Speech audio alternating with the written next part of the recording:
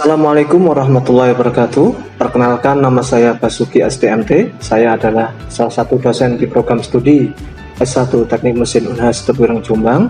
Pada kesempatan ini, saya akan menjelaskan satu mata kuliah yang saya ampu di program studi S1 Teknik Mesin Unhas, yaitu mata kuliah Energi Terbarukan atau disebut mata kuliah Energi Alternatif. Mata kuliah Energi Terbarukan merupakan mata kuliah keahlian yang ada di kurikulum Teknik Mesin Unhas Tebuireng Jombang.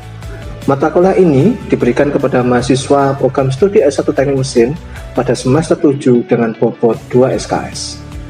Deskripsi mata kuliah ini akan membahas mengenai pengertian jenis-jenis energi terbarukan, proses pembuatan komponen-komponen energi terbarukan, prinsip kerja, perancangan, dan perakitan yang digunakan dalam kehidupan sehari-hari. Adapun capaian pembelajaran mata kuliah ini antara lain, yang pertama, mahasiswa mampu menjelaskan tentang energi terbarukan atau renewable energy beserta jenis-jenisnya.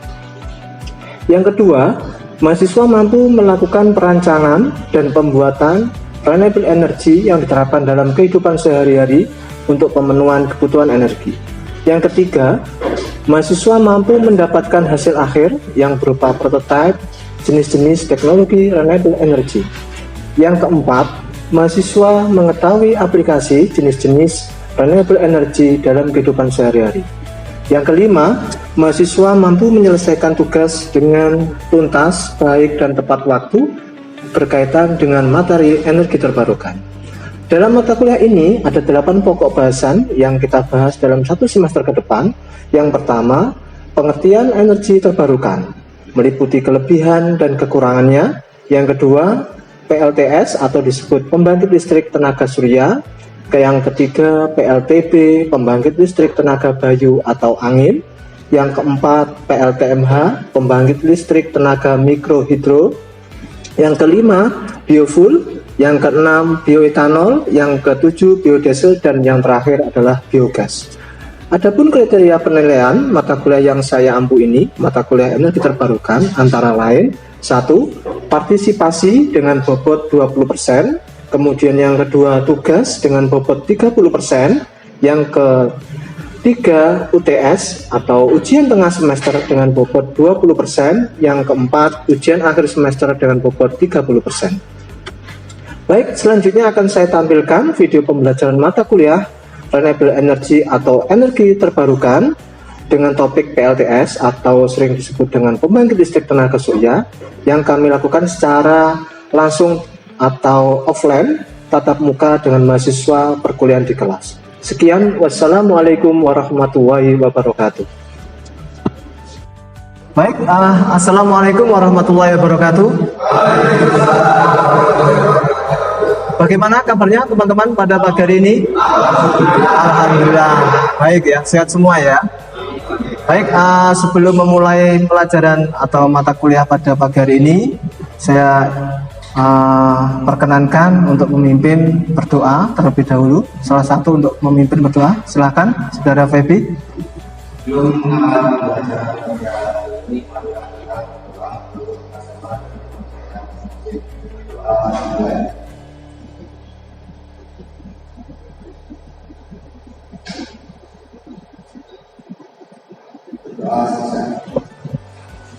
Baik, kita mulai perkuliahan pada pagi hari ini, yaitu mata kuliah energi terbarukan atau disebut energi alternatif.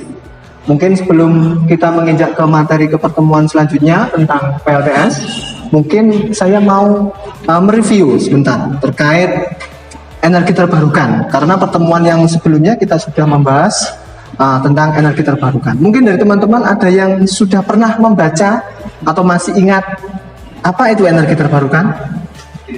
Ya, Mas Reza?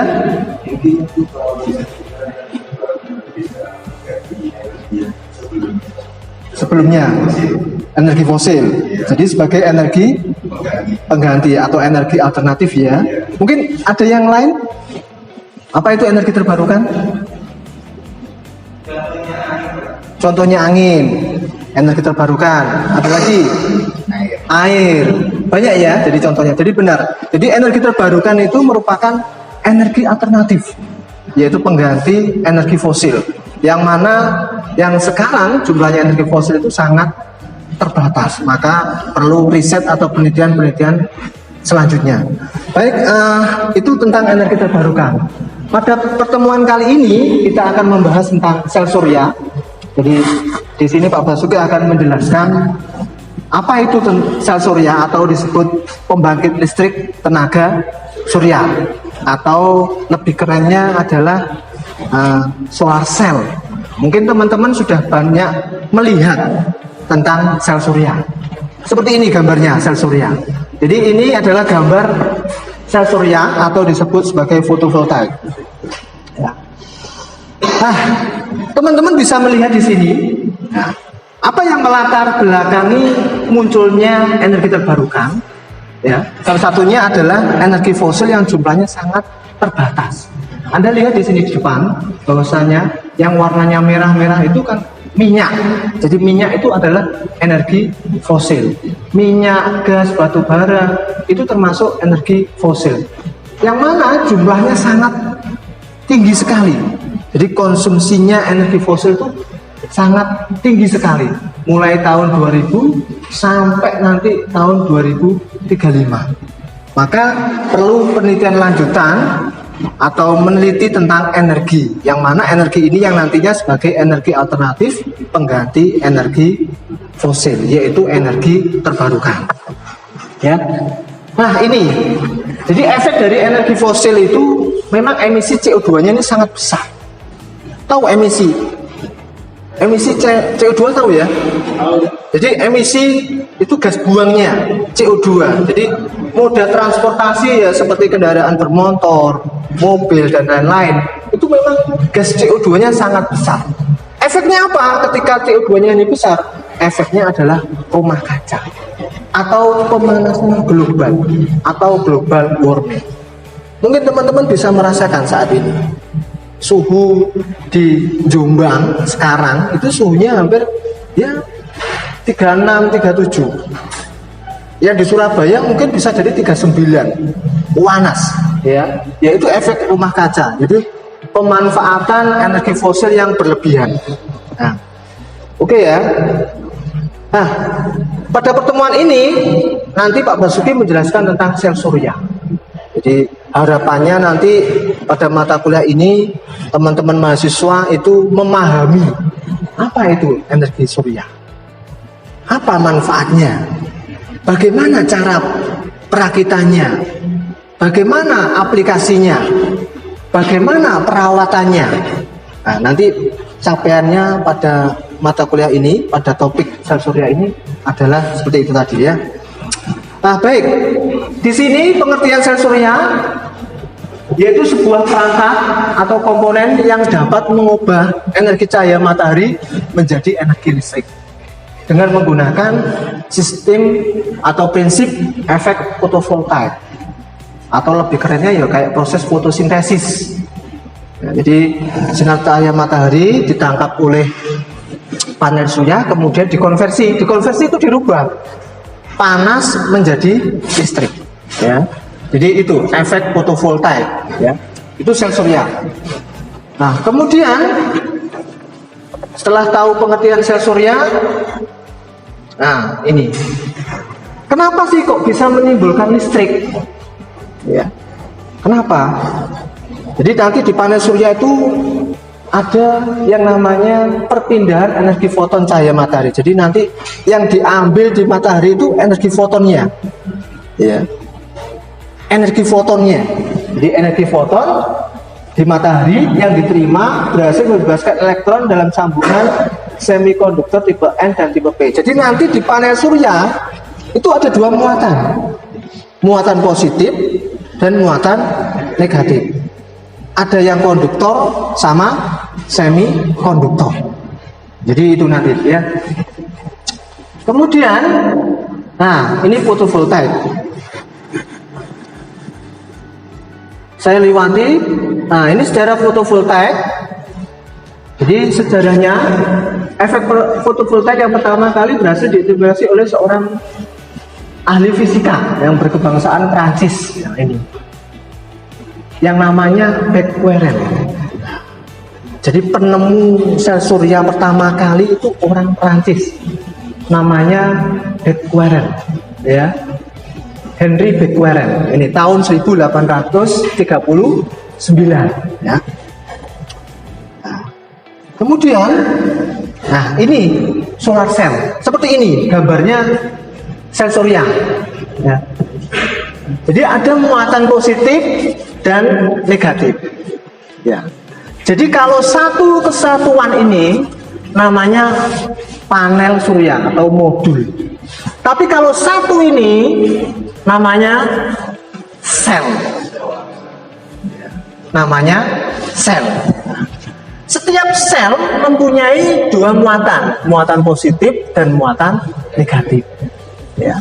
Jadi ini panel surya, ya, modul panel surya, yang mana tegangannya 0,5 sampai 1 volt. Jadi satu sel ini tegangannya, voltasenya 0,5 sampai 1 volt.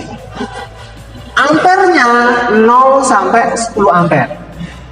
Jadi teman-teman, kalau di panel surya itu ada istilahnya watt peak 20 WP, 20 watt peak. Jadi daya maksimal yang dihasilkan itu 20 watt. Nah, panel surya itu disusun secara sandwich. Tahu sandwich? Sandwich itu kayak kue lapis, berlapis-lapis. Nah, jadi nanti ini berlapis-lapis, sandwich. Paham ya? Sandwich ya. Jadi berlapis-lapis. Ya. Jadi kalau kamu lihat di luar itu seperti tipis, tapi itu berlapis-lapis. Silikon itu berlapis-lapis. Ya, jadi satu kepingnya ini berlapis-lapis. Oke ya. Itu jadi tadi itu adalah gambar dari panel surya. Nah, kemudian panel surya ini, ya. Jadi panel surya ini disusun secara seri dan paralel. Ya, kalau kamu tadi satu keping itu setengah volt, kalau disusun secara paralel, blang, akhirnya totalnya semuanya tadi 20 watt peak. Nah, jadi disusun secara paralel. Nah, jadi ini seri, kalau satu ini seri ya.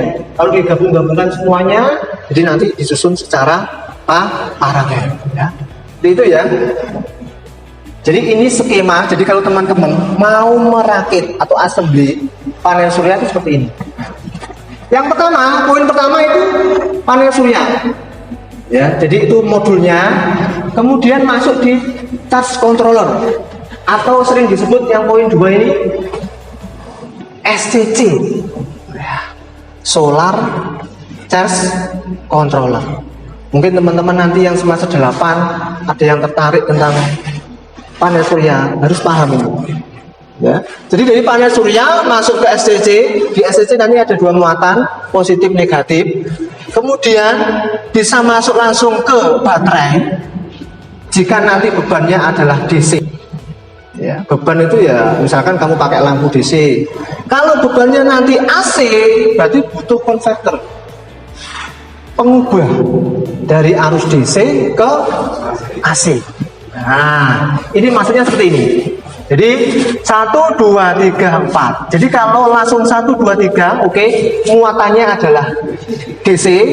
Tapi kalau 1, 2, 4, 3 boleh langsung ke beban, atau boleh 1, 2, 4 langsung ke AC, boleh. Tapi kalau 1, 2, 4 langsung ke beban, tidak ada savingnya, nggak ada untuk menyimpan energinya. Jadi langsung sekali habis, sekali pakai langsung habis. Tetapi kalau dari 1, 2, 3 lalu ada energi yang dari panel surya masuk ke SCC, disimpan ke baterai, kemudian baru digunakan ke beban. Kira-kira paham sampai sini? Paham ya? Paham. Kemudian ini bentuk penerapannya, aplikasinya seperti ini. Jadi ini bentuknya adalah ada sebuah rumah yang mana plafonnya, atapnya gak pakai genteng, tapi pakai panel surya. Sekarang ini lagi ngetren, ya, hotel atau gedung-gedung yang bertingkat sekarang pakai panel surya. Jadi di samping itu ramah lingkungan, juga bisa menghemat biaya, gitu ya. Oke ya, ini. Terus kemudian ini adalah contohnya, contoh yang panel surya di mana itu? Di Provinsi Bali, pembangkit listrik tenaga surya. Kemudian, jadi ada syaratnya. Kondisi modul surya itu bisa menghasilkan listrik itu seperti apa? Syarat yang pertama, radiasi nilainya 1000 watt per meter kuadrat. Jadi syarat utamanya itu ya cahaya matahari itu nilainya atau intensitasnya itu 1000 watt per meter kuadrat. Ya kok bisa Pak? Tahu kalau 1000? Ya bisa, diukur pakai solar power meter. Itu syaratnya baru bisa muncul energinya. Kalau tidak 1000 watt, cirinya gimana Pak? Kalau 1000 watt itu cirinya ya cerah, panas. Kalau mendung berarti nggak sampai 1000 watt. Nah, makanya kalau mendung PLTS tidak bisa menghasilkan energi. Ya, syarat utamanya harus itu. Terus suhunya panel itu 25 derajat Celcius. Terus kemudian standar spektrumnya 1,5. Jadi itu adalah standar tes kondisi modul surya. Nah kemudian, ini strukturnya, bagian-bagiannya sel surya. Yang pertama adalah substrat atau metal backing. Ya, jadi metal backing ini adalah bagian yang pertama, ya. Jadi bagian yang pertama, ya. Substrat adalah material yang menopang seluruh komponen sel surya. Material substrat juga harus mempunyai konduktivitas listrik yang baik karena juga berfungsi sebagai kontak terminal positif. Ya. Biasanya ini terbuat kalau di SSC itu dari kaca yang indium tin oxide itu bahannya. Kemudian dijadikan kaca FTO, fluorine doped tin oxide. Jadi kalau sampean kaca yang saya beli awal itu kan tidak mempunyai nilai konduktivitas. Supaya mempunyai nilai konduktivitas, itu nanti diberi perlakuan. Ya, setelah diberi perlakuan, akhirnya kaca itu mempunyai nilai konduktivitas, mempunyai hambatan R. Jadi harus mempunyai muatan. Nah, seperti itu ya. Ini substrat metal. Ya. Terus kemudian lapisan yang kedua ada material semikonduktor. Nah, ini material semikonduktor. Ini kalau di SSC ya materialnya banyak ini ya. Jadi contohnya materialnya Cu, ya, tembaga, ya. Kemudian ada amorphous silikon, kemudian ya seperti ini ya. Ada Cu2Zn, CSN dan lain-lain. Ya, itu materialnya untuk semikonduktor. Ya. Terus kemudian ada kontak metal, ada lapisan anti reflektif, kemudian ada cover glass. Jadi kalau sampai amati mas, panel surya itu disusun berlapis-lapis. Jadi yang permukaan yang paling atas sendiri itu namanya cover glass, kaca. Jadi meskipun sampai gores, thread yang warna biru silikonnya tidak bisa tergores karena kan lapisannya di bagian dalam, ini berlapis-lapis, ya. Itu namanya sandwich, ya. Nah, ini kemudian cara kerja sel surya. Nah, jadi sudah dijelaskan Pak Basuki, dari energi matahari ditangkap oleh modul, dari modul masuk ke SCC bisa ke baterai, bisa ke inverter. Kalau inverter berarti bebannya adalah AC, kalau ke baterai langsung DC. Seperti itu ya. Nah, terus aplikasi lainnya untuk penerangan jalan. Nah, sekarang di pinggir-pinggir jalan raya itu sudah pakai panel surya semua. Ya. Lebih efektif, lebih simple, ya, lebih efisien. Tapi kendalanya saat ini adalah masih terkendala mengenai perawatannya. Jadi bisa memasang panel surya tapi kesulitan bagaimana cara perawatannya. Nah, gitu kan? Ya. Jadi ini sekarang. Jadi di PJUTS itu kalau kamu beli di pasaran komplit Mas. Panel, ada baterainya langsung ya. Di dalam ada SCC-nya, sudah lengkap. Tinggal merakit. Tinggal assembly. Jadi kalau panel surya itu Anda nggak membuat dari awal nol, tapi Anda itu hanya merakit. Ya, hanya merakit ya. Nah, kemudian jenis-jenis panel surya ini ada yang monokristalin seperti ini gambarnya. Warnanya hitam biasanya, kotak-kotak seperti ini. Ada yang polikristalin seperti ini. Ya. Kemudian ada yang silikon amorphous yang fleksibel ini. Ya. Seperti ini yang bisa ditekuk-tekuk seperti ini ya. Kemudian ada yang seperti ini, gallium arsenide. Dari 4 macam tadi yang sering digunakan, yaitu jenis polikristalin. Kenapa? Karena polikristalin itu efisiensinya paling bagus dibandingkan yang lain. Ya, meskipun cuacanya mendung, itu masih bisa ngecas, bisa menghasilkan energi. Ya, polikristalin. Ya. Terus aplikasinya, nah ini untuk pemanas air. Jadi kalau teman-teman itu kalau di hotel, ya itu kan ada semacam air panas gitu ya, air hangat. Itu pakai panel surya, Mas. Jadi aplikasinya seperti itu. Ya, digunakan untuk pemanas air. Ya. Kemudian kalau di industri ya ini pembangkit listrik tenaga surya uap ini ya seperti ini ya. Jadi tetapi ya, kamu butuh panel yang besar, butuh jumlah panel yang besar karena tergantung energi yang dibutuhkan ya. Jadi mengikuti jumlahnya panel itu mengikuti jumlahnya energi yang dibutuhkan ya, seperti itu ya.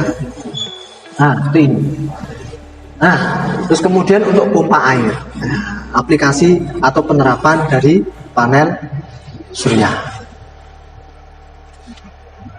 Mungkin itu ada pertanyaan teman-teman? Ada pertanyaan? Ya.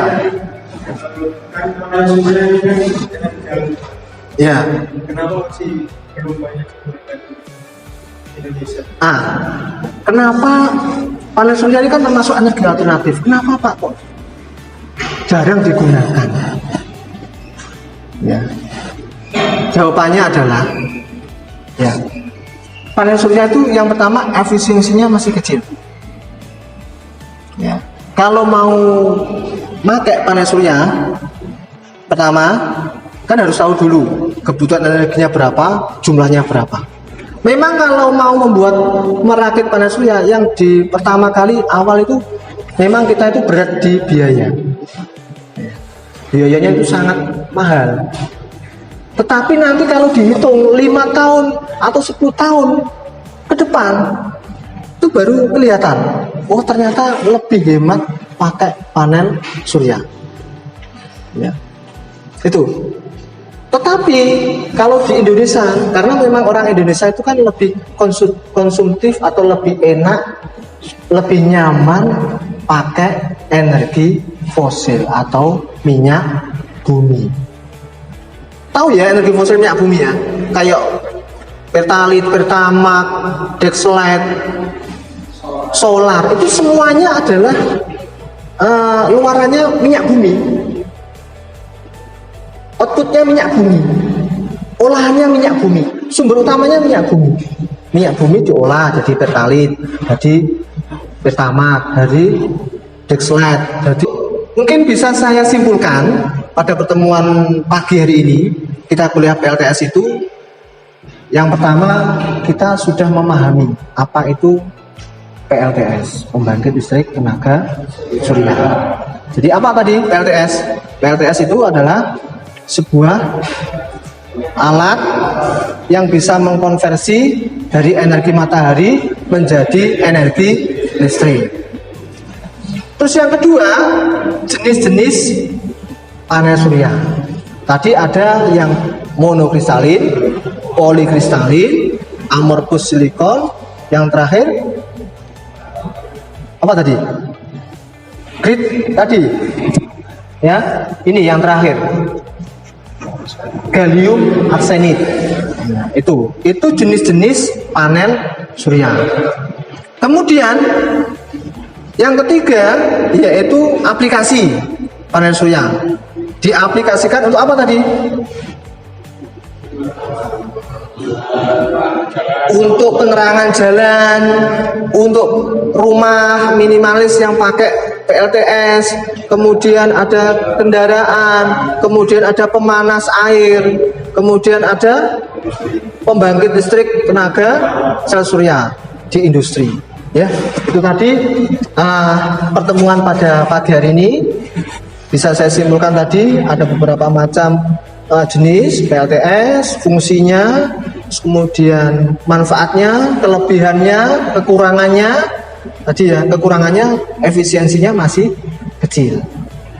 Mungkin itu pertemuan pada pagi hari ini. Saya cukupkan dengan bacaan hamdalah. Alhamdulillahirabbil alamin. Wassalamualaikum warahmatullahi wabarakatuh. Terima kasih.